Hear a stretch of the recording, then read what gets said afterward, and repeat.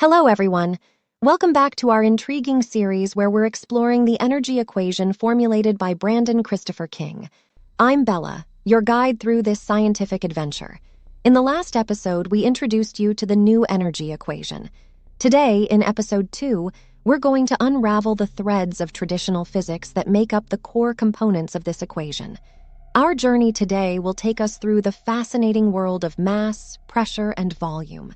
These three pillars are fundamental in physics, and they also play a vital role in our new energy equation. But before we dive into each of these components, let's talk about why they're so significant. You see, mass, pressure, and volume are deeply interconnected. They tell us stories about the behavior of matter, the forces at play, and the space that objects occupy. And when we start seeing them in conjunction, their collective story takes a new turn, especially in the context of the new energy equation. Here's what you can expect in today's episode. We'll start with a segment dedicated to mass, where we'll define what it is and explore its significance in physics. Next, we'll move on to pressure and delve into how it is exerted in various systems. Then we'll tackle volume, before finally discussing the interplay between these three components and how they fit into our energy equation. And let me tell you, things will get intriguing. We're going to see how these traditional concepts that we often take for granted can have a profound impact on our understanding of energy in the universe. So strap in, because we're about to take a roller coaster ride through the world of physics. Our first stop, the fundamental concept of mass. First things first, what exactly is mass?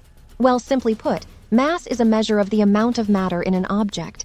It's like the stuff that makes up the object. The more matter an object has, the greater its mass. Now, it's important not to confuse mass with weight. Though they're related, they're not the same. Weight is the force exerted on an object due to gravity, while mass is the amount of matter, regardless of gravity's influence. Mass is a scalar quantity, which means it only has magnitude and no direction. Weight, on the other hand, is a vector quantity, as it has both magnitude and direction. Specifically, it pulls you down toward the center of the Earth. Now let's talk units. In the International System of Units, which is commonly known as the SI system, the unit of mass is the kilogram. There's also the gram, which is 1,000th of a kilogram. That's right, there are 1,000 grams in a kilogram. Sometimes in physics, we also use the atomic mass unit, or AMU, especially when dealing with really tiny particles, like atoms and molecules.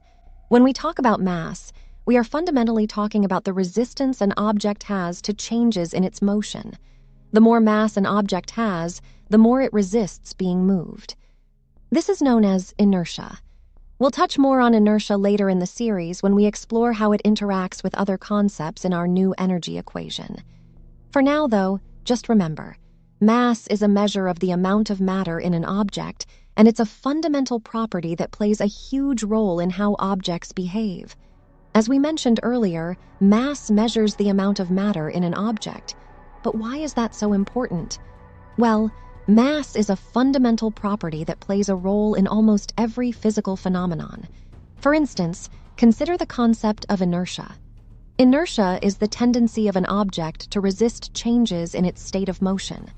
This means if an object is at rest, it wants to stay at rest, and if it's moving, it wants to keep moving. The mass of an object is directly proportional to its inertia. So, a heavier object like this metal cube has more inertia than a lighter object like this basketball, making it harder to start or stop its motion. Now let's talk about Newton's second law of motion, which is represented by the equation F equals m times a. Here, F is the force applied to an object, m is its mass, and a is its acceleration. This law tells us that the acceleration of an object is directly proportional to the force applied, but inversely proportional to its mass. Essentially, the more mass an object has, the more force is needed to change its motion. Mass also plays a crucial role in gravity. The gravitational attraction between two objects is directly proportional to the product of their masses.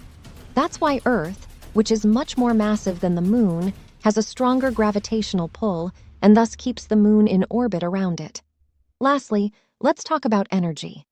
Mass is directly related to energy through Einstein's famous equation E equals mc squared, where E represents energy, m is mass, and c is the speed of light. This equation tells us that mass can be converted into energy and energy into mass.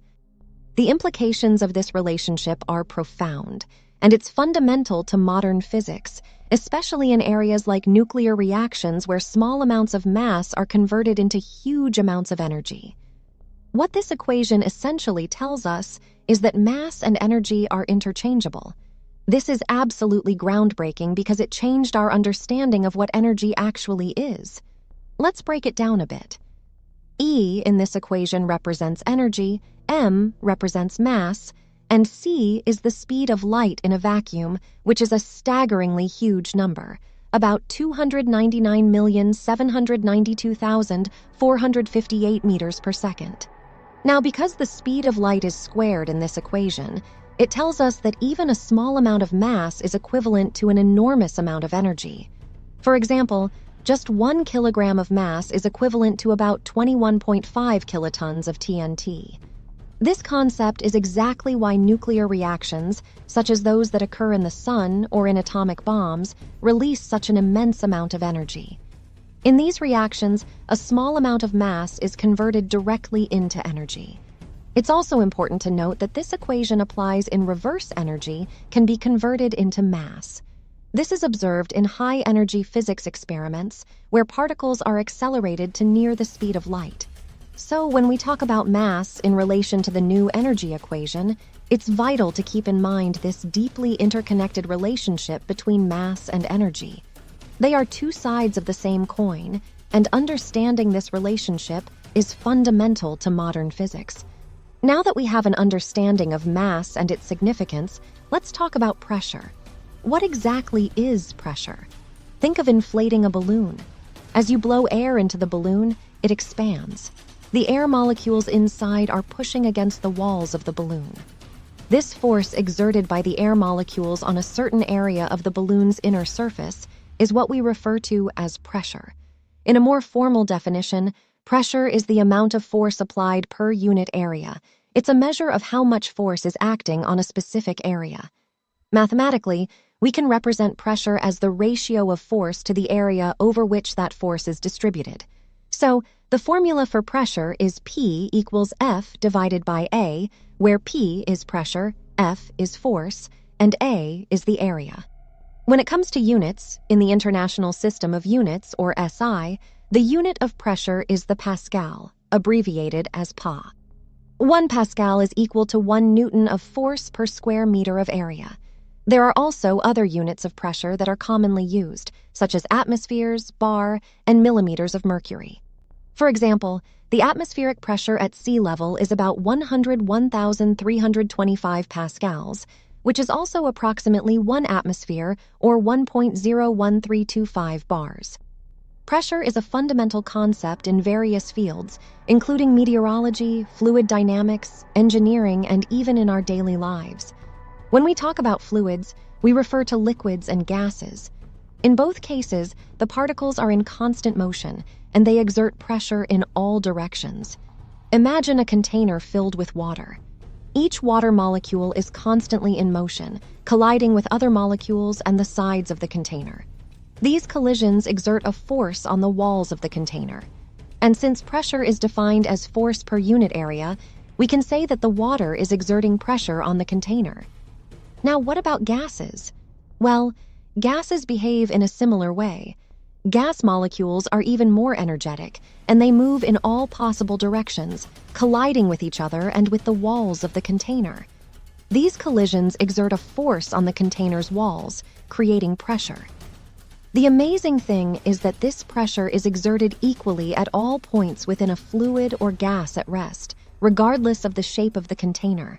This is known as Pascal's principle, and it's an essential concept when discussing fluid dynamics. Now that we have a good understanding of what pressure is, let's talk about its significance in various physical systems. First, let's take hydraulic systems. In hydraulics, we use liquids to transmit pressure and create a mechanical advantage. For example, in a hydraulic press, A small force applied to a small piston creates a pressure that is transmitted through the fluid to a larger piston, resulting in a much larger force. This principle is used in car brakes, heavy machinery, and even elevators. Now, let's talk about weather systems. Pressure is crucial in meteorology. The Earth's atmosphere exerts pressure on the surface. Changes in air pressure can indicate changing weather patterns. For instance, low pressure often means stormy weather, while high pressure typically indicates calm and clear weather. Knowing how pressure changes, meteorologists can make weather forecasts. Now, what about biology? Well, pressure is essential even in our bodies. In the respiratory system, the diaphragm and chest muscles create changes in pressure in the chest cavity, which enables us to breathe. When the pressure in our lungs is lower than the outside air, we inhale, and when it's higher, we exhale. And let's not forget deep-sea exploration. Submarines and diving equipment must be designed to withstand the immense pressures of the deep ocean. The deeper you go, the greater the pressure due to the weight of the water above. As we can see, pressure plays a significant role in an enormous range of physical systems, from machinery to the weather to our very own bodies. Understanding pressure helps engineers, doctors, meteorologists, and many other professionals to work effectively with natural forces and design systems that improve our lives. Now let's turn our attention to another key component in the energy equation: volume. Volume is the measure of the amount of space that a substance or object occupies. It's like asking, how much room does this thing take up? For example, if we have a cube that is 1 meter on each side, its volume is 1 cubic meter, which is written as 1 cubic meter. Cubic meters are the standard units for volume in the International System of Units, or SI. However, for smaller quantities, liters and milliliters are often used. For example, this graduated cylinder is marked in milliliters. There are 1,000 milliliters in a liter, and 1 liter is equal to 1 cubic decimeter. So 1 cubic meter equals 1,000 liters, and 1 liter equals 1,000 milliliters. Now, while cubes and rectangular boxes are easy, volume can get a little trickier with irregular shapes. For irregularly shaped objects, we can use methods like water displacement to find out their volume. Let's dig a bit deeper into what volume really means. We've already defined it as the amount of space an object or substance occupies, but let's unpack that idea. Imagine you have a container. It could be anything like a box, a bottle, or even a room. The volume tells you how much stuff you can actually fit inside that container. It doesn't matter whether the contents are solid, liquid, or gas. The volume is simply how much three-dimensional space is taken up. In the case of solids, the volume is usually fixed. For example, think of a rock or a piece of metal. Their shapes don't change, so their volume remains constant. However, for gases and liquids, the volume can change depending on the shape of the container or the external conditions like pressure and temperature. For instance, a balloon expands as you blow air into it, and the volume of the air inside increases. And some materials are more interesting, like this sponge. It's a solid, but can also absorb water and expand, effectively increasing its volume. So, understanding volume is not just about measuring space, it's about understanding how matter exists and behaves in that space. In the context of the energy equation, volume plays a significant role in determining the energy associated with the physical system we are studying. All right, let's discuss why volume is so important when it comes to understanding the physical properties of matter. You see, many physical properties are either dependent on or can be understood better in terms of volume. Let's take density, for example. Density is defined as the mass of an object divided by its volume. Imagine 2 cubes of the same size, one made of lead and the other made of styrofoam. The lead cube is much denser because it has more mass packed into the same volume. Now let's talk about gases. The behavior of gases is very much influenced by their volume. According to Boyle's law, the pressure of a gas is inversely proportional to its volume when the temperature is held constant. That means if you decrease the volume, the pressure increases and vice versa. But volume doesn't just matter on the small scale, it's critical on a cosmic scale too. Think about stars, like our sun. The massive volume of gas and plasma in a star leads to an incredible gravitational pressure in its core. This pressure is so intense that it forces atoms to fuse together, releasing an enormous amount of energy in the process. This is nuclear fusion, the process that powers stars. And let's not forget materials science. Knowing the volume of a material is crucial in understanding and manipulating its mechanical, thermal, and electrical properties for various applications, like building bridges or designing computer chips. So whether we're looking at a tiny gas particle, a solid block of metal, or an entire star, volume is a fundamental concept that helps us grasp the physical world around us. In our new energy equation, recognizing the role of volume is essential as it can greatly impact the energy dynamics of a system. Now that we have a good grasp on mass, pressure, and volume individually, let's dive into how they're connected, especially in gases. One of the classic examples is the ideal gas law. The ideal gas law is expressed as PV equals nRT. Here, P is the pressure of the gas, V is the volume, and is the number of moles of the gas, R is the ideal gas constant, and T is the temperature in Kelvin. You might notice that mass comes into play indirectly through the number of moles, N. Each mole has a certain mass, so by knowing the amount of substance in moles, we can find out the mass. As I mentioned before, Boyle's law is a special case of the ideal gas law when the temperature is constant. It tells us that the pressure of a gas is inversely proportional to its volume. Now let's bring temperature into the mix. When the temperature of a gas increases, the particles move faster and collide more forcefully with the walls of the container. This increases the pressure if the volume is held constant, or it causes the volume to increase if the pressure is constant. This relationship is described by Charles's law and Gay-Lussac's law. For a real-life example, think about a balloon.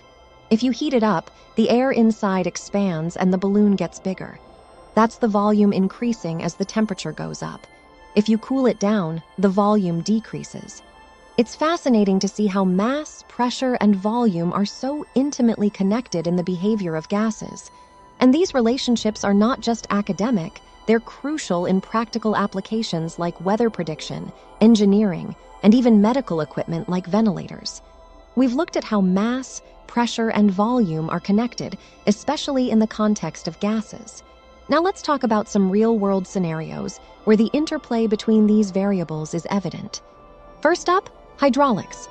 Hydraulics is a technology used to transmit power using fluids. Imagine a hydraulic press.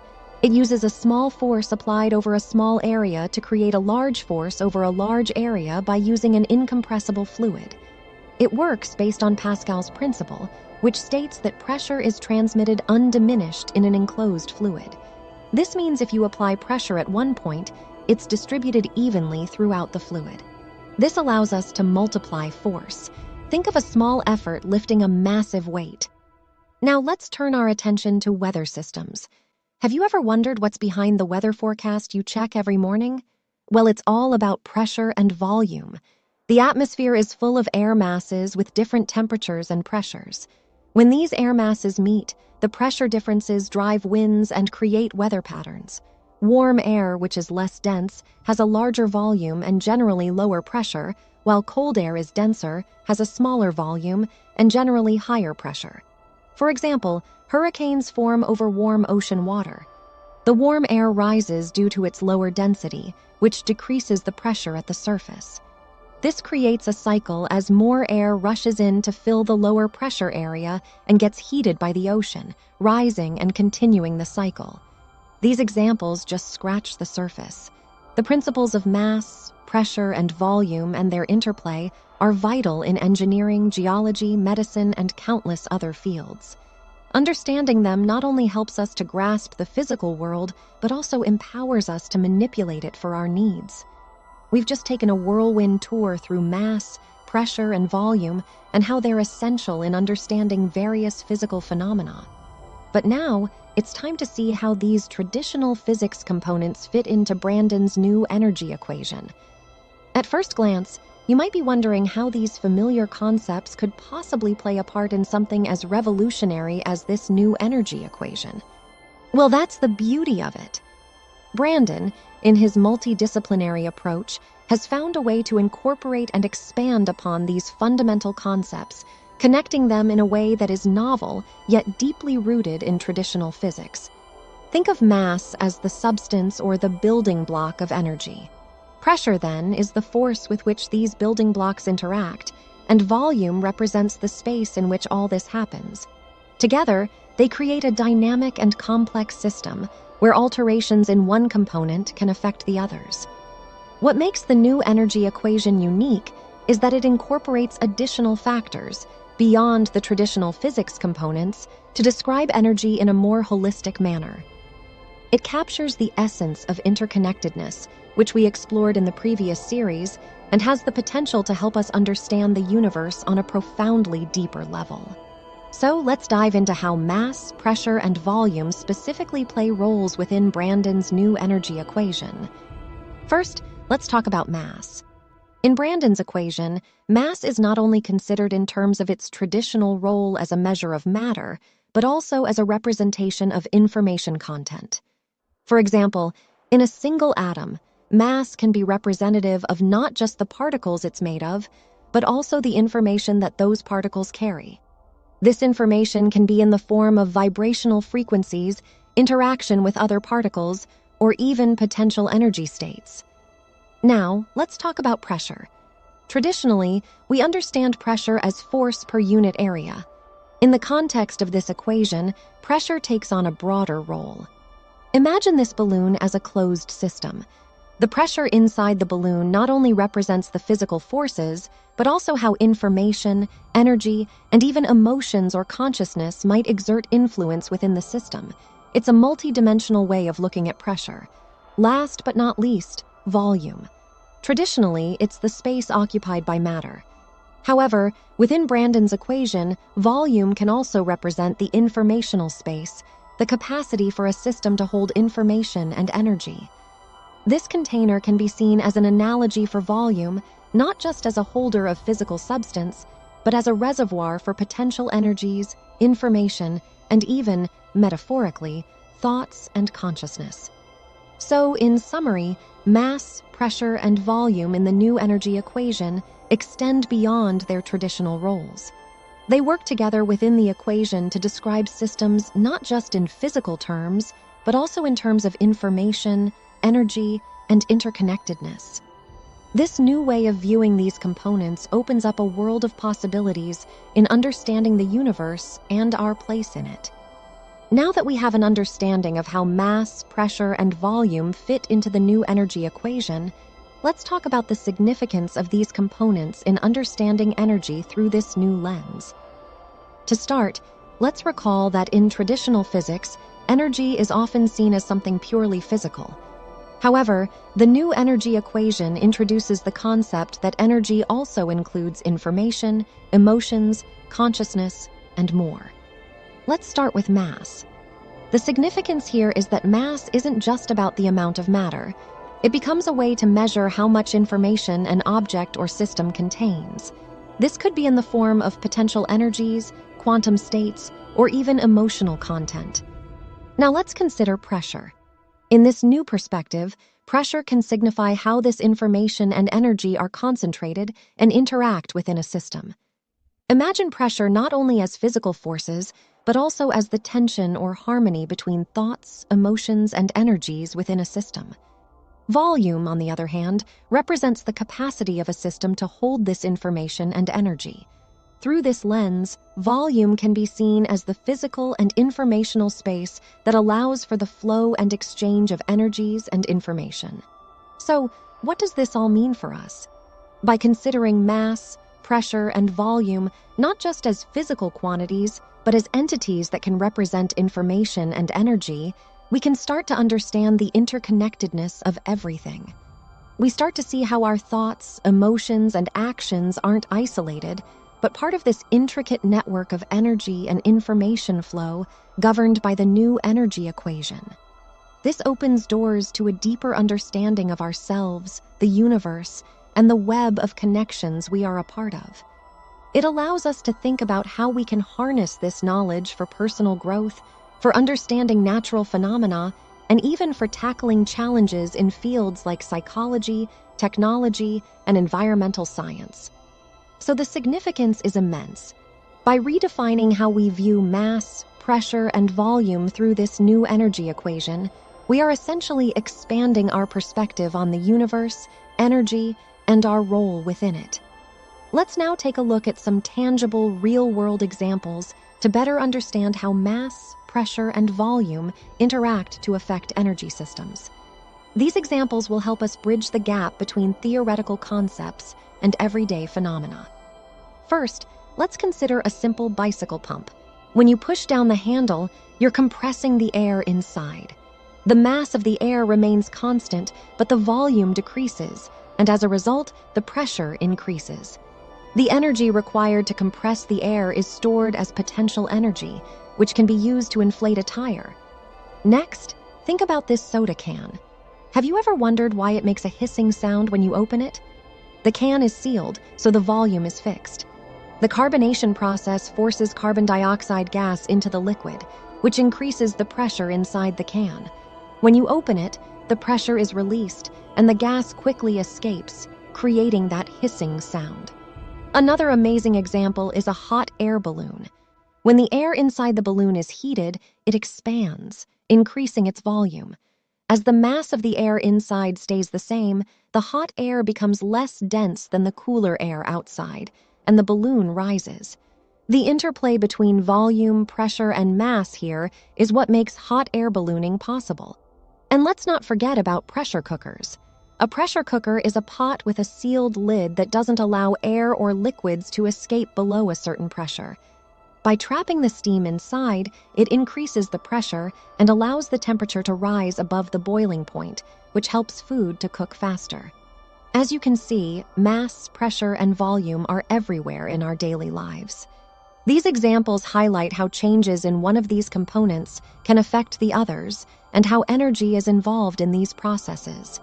These concepts don't just apply to physical systems. They can also be analogs for psychological and informational systems, as we'll explore later in this series. Now, let's talk about how a deeper understanding of these components can have a practical impact in engineering, science, and even more aspects of everyday life. First, let's talk engineering. In civil engineering, understanding the pressure exerted by the materials is essential for building structures like bridges and skyscrapers. For instance, engineers need to calculate the mass of the materials, the pressure they exert on the foundations, and the volume of space they occupy to ensure the structure is safe and stable. In aerospace engineering, understanding how changes in pressure and volume affect the lift and drag is vital for designing aircraft. The wings are designed to maximize lift by manipulating the pressure differences above and below them. The mass of the aircraft and the volume of fuel it can carry are also critical considerations. In science, particularly biology, understanding these components is also crucial. Take our lungs, for example. When we inhale, the volume of our lungs increases and the pressure inside decreases, drawing air in.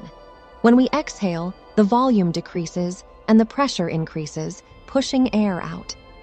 Understanding this is fundamental in respiratory medicine, and let's not forget the myriad of applications in everyday life.